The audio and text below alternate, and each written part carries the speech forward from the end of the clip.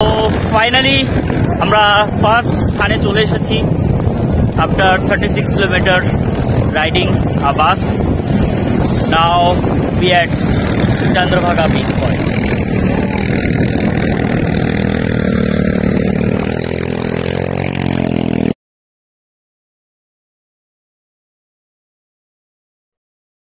Morning viewers, এই মুহূর্তে ঘড়ির কাঁটায় 6টা, আর আজকের আমি বেরিয়ে পড়েছি উড়িষ্যা তথা পুরীর যে অন্যতম সাইট সিইং গুলো রয়েছে, যেমন সূর্য মন্দির, ধবলগিরি, খণ্ডগিরি, এই সমস্ত যে স্থানগুলো এখান থেকে দর্শন করানো হয় সেই সমস্ত স্থানগুলোতে।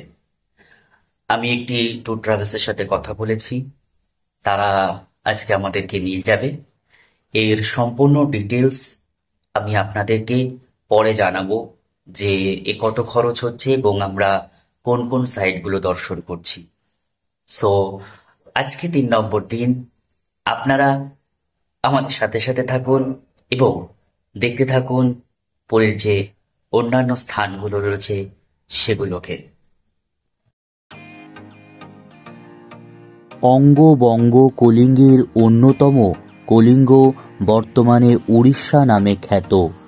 উড়িষ্যা সংস্কৃত শব্দ ওড়াবিশ্যা বা ওড়া দেশ থেকে উড়িষ্যা নামের উৎপত্তি।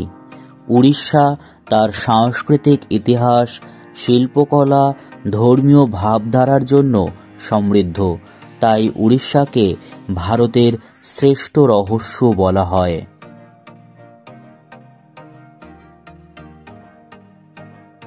এবারে আসি যাত্রাপথের বিবরণীর কথায়।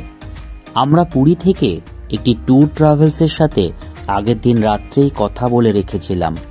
তারা সমস্ত কিছু ভালোভাবে বুঝিয়ে দেয়, কোথায় কোথায় কি কি দেখব এবং কত খরচ হবে।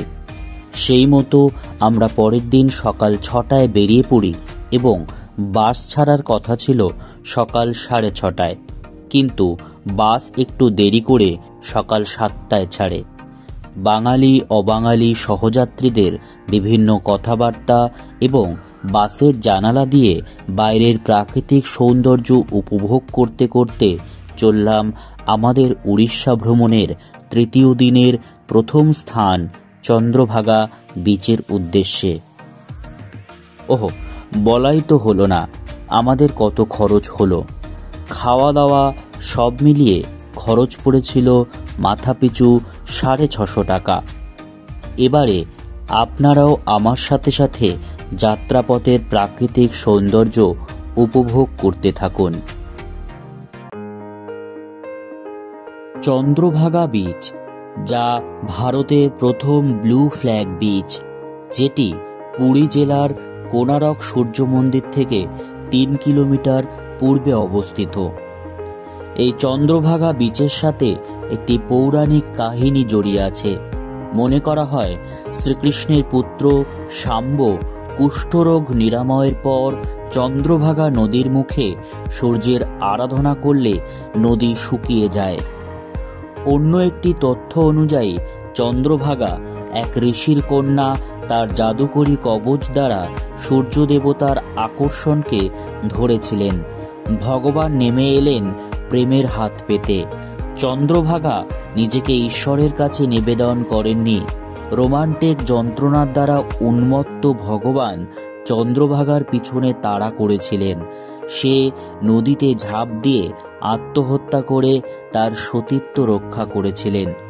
তার আত্মত্যাগের প্রতি শ্রদ্ধার চিহ্ন হিসাবে প্রতি বছর মাঘ মাসের পূর্ণিমা পাক্ষিকের 7তম দিনে সমস্ত রাজ্য এবং বাইরের লোকেরা একটি অগভীর পুকুরে পরিণত হওয়া নদীতে পবিত্র স্নান করতে জড়ো হয় এবং সূর্য দেবতার কাছে প্রার্থনা করতে ও সূর্যোদয় উপভোগ করতে আসেন।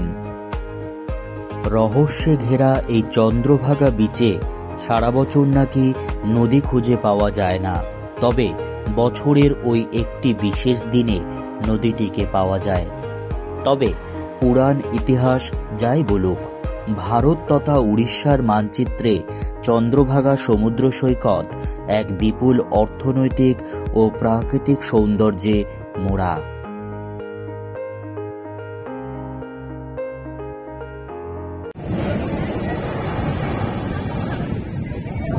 টাকা আমার হাতে